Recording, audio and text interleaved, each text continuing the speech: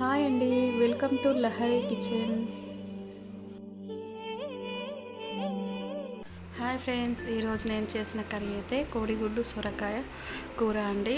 ఒకసారి చూసేయండి. కట్ చేసి పెట్టుకున్న సొరకాయ, ఒక ఆనియన్, పచ్చిమిర్చి, టమాటా, కొత్తిమీర, కరివేపాకు, కర్రీలోకి కావాల్సిన మసాలాలు ఇవ్వండి. ఆయిల్ హీట్ అయిన తర్వాత ఒక బాండి పెట్టుకొని ఆయిల్ హీట్ అయిన తర్వాత మసాలాలు అవన్నీ వేసుకొని ఒకసారి కలిపేసుకోవాలి.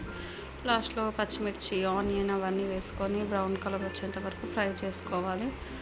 ఆనియన్, పచ్చిమిర్చి అవన్నీ బాగా ఫ్రై అయిన తర్వాత అల్లం వెల్లుల్లి పేస్ట్ వేసుకోవాలి. అల్లం వెల్లుల్లి పేస్ట్ వేసుకొని ఒకసారి బాగా కలిపేసుకోవాలి. ఇలా సొరకాయ కోడిగుడ్డు కూర ఒకసారి కొత్తగా ట్రై చేద్దామని చేశాను ఫ్రెండ్స్.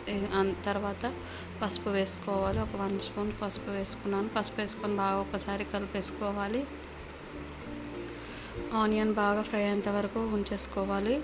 నేను అటు సైడ్ పక్కన ఒక 5 ఎగ్స్ ఉడకబెట్టేసుకున్నాను. అవి ఉడికిపోయినాయి ఫ్రెండ్స్. తర్వాత ఆనియన్ బాగా ఫ్రై అయింది. ఇప్పుడు కట్ చేసి పెట్టుకున్న సొరకాయ పీసెస్ మొత్తం వేసేసుకోవాలి. వేసుకొని ఒకసారి బాగా కలిపేసుకోవాలి. ఆయిల్ మొత్తం పైకి వచ్చేంత వరకు ఉడకనివ్వాలి సొరకాయ పీసెస్. అందులోనే రుచికి సరిపడా సాల్ట్ కొద్దిగా అంతా వేసుకోవాలి. తర్వాత నేను మళ్ళీ కారం అవన్నీ వేసిన తర్వాత యాడ్ చేస్తాను మళ్ళీ సాల్ట్. ఇలా ఒకసారి కలిపేసుకొని మూత పెట్టేసుకొని ఒక 5 మినిట్స్ ఉంచేసుకోవాలి. 5 మినిట్స్ తర్వాత చూస్తే ఆయిల్ మొత్తం పైకి వచ్చి సొరకాయలు బాగా ఉడికేసిపోయాయి. తర్వాత అందులోనే కొత్తిమీర, కరివేపాకు, టమాటా అవన్నీ వేసుకొని ఒకసారి కలిపేసుకొని మూత పెట్టేసుకోవాలి. మూత పెట్టేసుకొని ఇట్లా ఒకసారి కలిపేసుకొని ఉడకనివ్వాలి. బాగా ఉడకనివ్వాలి. బాగా ఒకసారి కలిపేసుకొని ఉడకనివ్వాలి. అలా ఉడికిన దాంట్లో ఇప్పుడు చూడండి, ఒక 5 మినిట్స్ తర్వాత అవన్నీ మొత్తం కుక్ అయిపోయాయి. టమాటా అవన్నీ ఒకసారి మంచిగా ఉడికేసిపోయినాయి.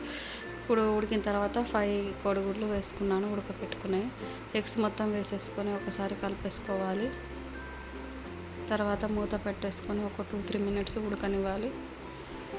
ఎగ్స్ మొత్తం బాగా ఫ్రై అయ్యేంత వరకు ఉంచేసుకోవాలి, ఉడకనివ్వాలి. చూడండి, ఎగ్ అవన్నీ బాగా ఉడికేసిపోయినాయి. అందులోనే నేను ఒక 2 స్పూన్స్ కారం వేసుకున్నాను. కారం వేసుకొని ఒకసారి కలిపేసుకోవాలి. సొరకాయ ముక్కలు, ఎగ్, కారం మొత్తం కలిసేలాగా కలిపేసుకోవాలి. నేను ఇంకొంచెం సాల్ట్ వేసుకుంటున్నాను, కారం వేసాను కాబట్టి. కారం వేసుకొని ఒకసారి కలిపేసుకోవాలి. ఇలా ఒక్కసారి బాగా కలిపేసుకున్న తర్వాత ఒక 1 మినిట్ అట్లనే ఉంచేసుకోవాలి. ఉంచేసిన తర్వాత ఆయిల్ మొత్తం పైకి వచ్చేసింది. కర్రీకి సరిపడి నేను వాటర్ ఒక గ్లాస్ వేసుకున్నాను. మనకు గ్రేవీ కావాలంటే వాటర్ వేసుకోవాల్సిన అవసరం లేదు. ఒక చిన్న గ్లాస్ వేసుకుంటే సరిపోతుంది. మనకి ఇట్లా చారులాగా అన్నం రైస్లోకి కావాలనుకుంటే కొంచెం చారులాగానే ఉంచేసుకోవచ్చు. నేను అట్లానే కొంచెము ఇట్లా గ్రేవీ లాగా పెట్టేశాను. ఒకటే గ్లాస్ వాటర్ పోసాను. తర్వాత కొబ్బరి, ధనియాలు, మసాలా పట్టేసుకున్న పొడి వేసుకున్నాను, 1 స్పూను మసాలా పొడి. అది వేసుకొని ఒకసారి బాగా కలిపేసుకొని ఒక 2-3 మినిట్స్ బాగా మీడియం ఫ్లేమ్లో ఉంచేసుకొని ఉడకనివ్వాలి. మూత పెట్టేసుకోవద్దు, మూత తీసి ఉంచాలి. ఒక 3-4 మినిట్స్ తర్వాత చూడండి, ఆ వాటర్ మొత్తం మిగ్గిపోయాయి. నేను ఇట్లా చారు ఉంచేస్తాను. రైస్లో బాగుంటుంది సొరకాయ చారు. అందులోనే కోడిగుడ్డు వేస్ట్ చేశాను కాబట్టి మంచిగా ఉంటుంది రైస్లో. ఒకసారి మీరు కూడా ట్రై చేయండి. కొత్తగా చూసేవారైతే మా ఛానల్ని సబ్స్క్రైబ్ చేసుకోండి ఫ్రెండ్స్.